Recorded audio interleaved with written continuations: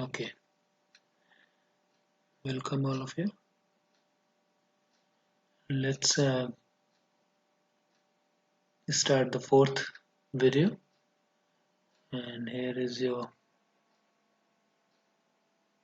video in continuation. Examine without touching it. You must examine genitalia for any other lesions, skin lesions, any trauma features, and similarly, you must, if it is possible, you must ask the patient to change over, and you must look for paraspinal and spinal area also. जरा उधर घूमिए. Okay, now the next video. First of all, I would like to show you all the short videos made for Must examine you. the spinal and paraspinal area. It looks fine, right? सीधे हो जाइए.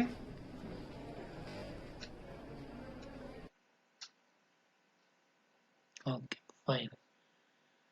And then the next one.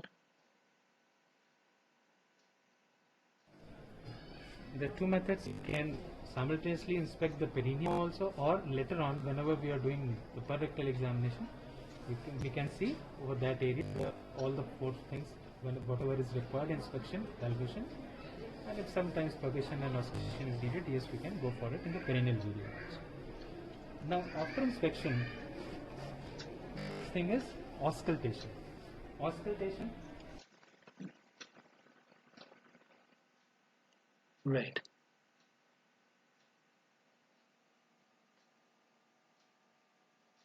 Another one. Palpation, and finally percussion. Why auscultation on the second position after inspection? It is because if before doing auscultation you are going for palpation, patient, the peristaltic movement of the bowel may be increased, and there will be pseudo increase in peristaltic movement, and the judgment may be wrong. So in order to avoid that, just inspect the patient without touching the abdomen, and then just go for auscultation first. Look for the peristaltic movement, whether bowel sounds are present or not, right? Exaggerated or sluggish or absent. And you must auscultate the abdomen for at least 3 to 5 minutes to declare that this patient is having paralytic ileus, not before that, right? Okay. Fine. And then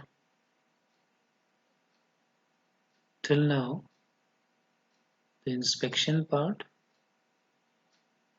Then in the abdomen, the auscultation, the importance of auscultation on the second position after inspection, whenever we are comparing it with the thoracic examination, is the next video.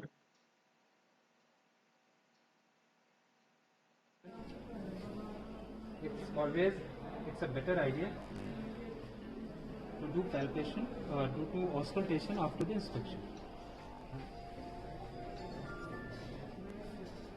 And during auscultation,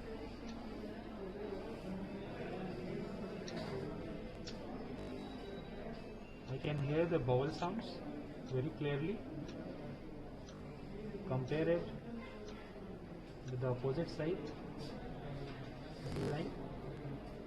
The bowel sounds are clearly heard like this. If the bowel sounds are not present, if you cannot appreciate it, place your stethoscope at least for 3 to 5 minutes to declare that this is a case of paralytic ileus or something else, right? Okay. Now the palpation part.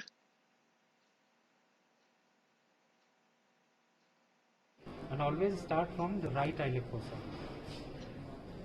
Poke your finger like this. This is the right method, and your hand should lie horizontal with the abdomen. You can just take it from this side. This should be horizontal, like this. Right. And then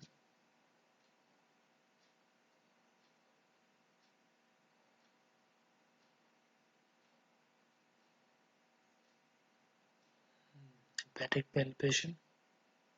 From this place, your hand should lie horizontal with the abdomen. Now, अब आप सांस लीजिए. Ask the patient to normally breathe, and during expiration, you will move your hand, and during inspiration, you will just wait. If there is hepatomegaly, something like that, the margin of the liver border will come and will strike your this index finger, right? Like this, slowly move up, and it's always better. This is the method, and it is always advisable to have your hand like this. If you're going like this, why it is important? You just focus on this line. This is subcostal plane, and your index finger line should be parallel with this one, right? So you will go like this. This is a thin patient, almost flat abdomen. That's why it's very easy to like this.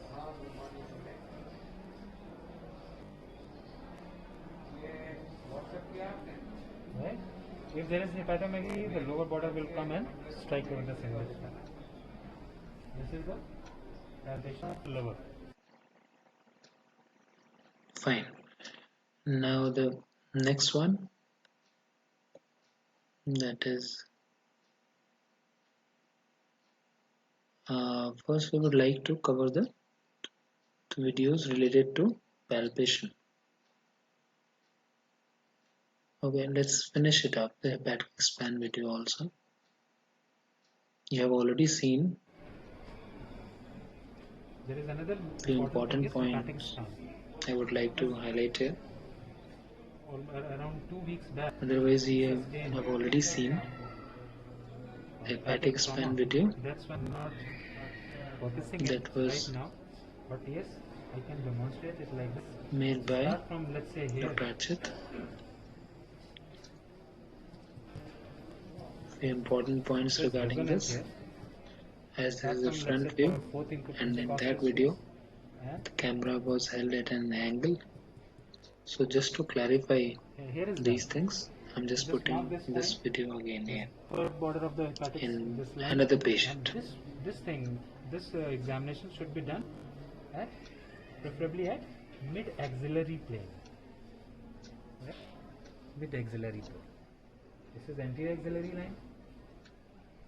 This is mid-axillary. This mid-clavicular line, and this is mid-axillary. So this hepatic span, it's always better to look for it in the mid-axillary plane. Now see, this is done. This is done. Again, this is resonant. Dull, dull, dull, dull, dull. This is resonant again.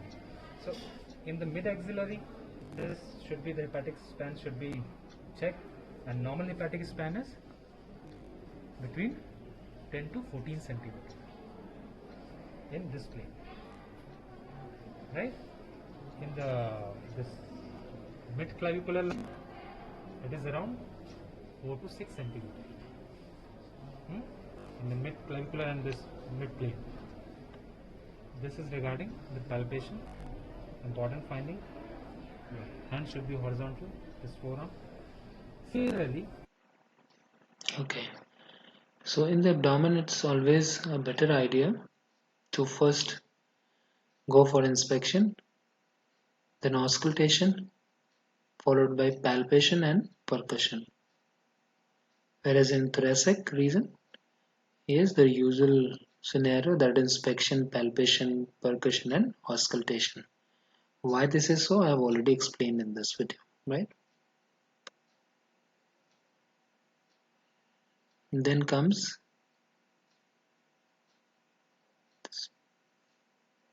one of the remaining this A few of the methods we have already spleen explained. palpation. But you start from again from this right iliac fossa and go parallel to this plane, left costal, And like this point this, is important. like this, right? And similarly, you will just move on.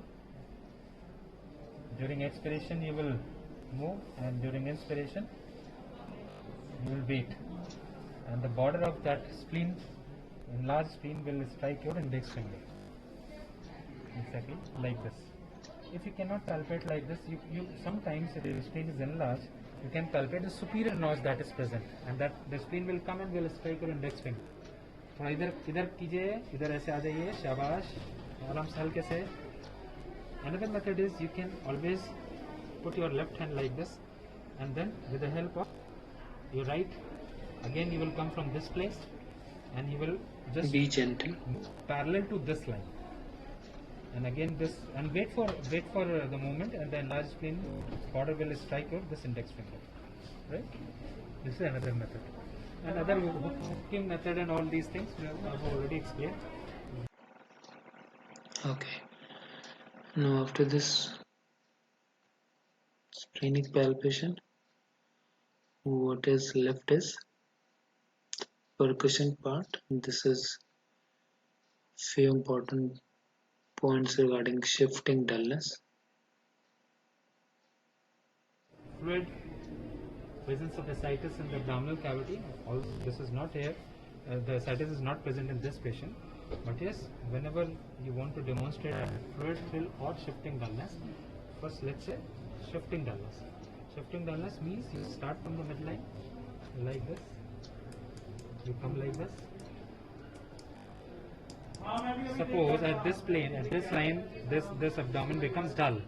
Where the resonant note was there, and that at this place, this is now becoming dull. Now, wait here. Ask the patient to rotate to opposite side. उधर वापस करवट लीजिए थोड़ी देर के लिए. शाबाश, बढ़िया, बढ़िया, बस, बस, बस, बस. Right? Place your finger. Wait for 1 minute. Wait for 1 minute at least. Right? Suppose 1 minute. Fine. Now again, if there is ascites, this will again become resonant. Right? वापस आ जाइए. This is known as shifting dullness. Fine. Now the fluid thrill. To take the help of the attendant. Anyhow, attendant is available during examination. Remember this point. So place your hand like this. इधर से आओ, पीछे से. इधर से हाथ ऐसे बीच में रखो. Suppose the abdomen is tense, right? So this pressing of this abdomen in the midline is two things. First thing, it will prevent the wave from this plane from the right side to go towards the left side. And second, if you are just applying pressure over the midline, it is making the abdomen more tense. So fluid will be appreciated very easily. And as I am a right-handed clinician, I'll place this left hand like this and will tap like this. Right? One, try to feel it. Or you can do it like this also. No problem.